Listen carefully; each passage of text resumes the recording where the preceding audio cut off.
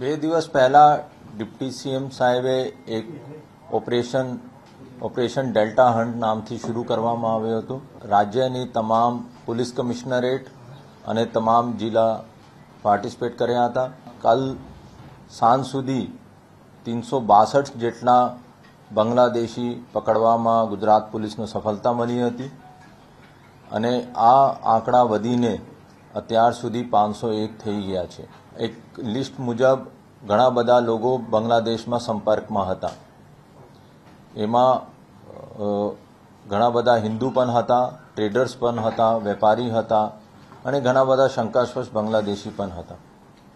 એનો બધાનો એનાલાઇઝ કર્યો, હ્યુમન ઇન્ટેલિજન્સથી એનાલાઇઝ કર્યો અને કાલ સવાર સુધી યાની કે પરમ દિવસે રાત્રે 8 વાગ્યાથી કાલે સવારે 6 વાગ્યા સુધી બધા એરિયા જેવા કે નરોડા હોય, ઓડવ હોય, નારોલ હોય, દાની લીમડા હોય, શાહ આલમ વિસ્તાર છે, પછી પિરાના છે, વટવાજી આઈડીસી છે, જુહાપુરા છે, સરખેજ છે, આ વિસ્તારમાં કોમ્બિંગ કરવામાં આવ્યો અને કુલ 300થી વધારે શકમંદ મહિલાએ, પુરુષ અને બાળકોનો ક્રાઇમ બ્રાન્ચ લઈને આવ્યો.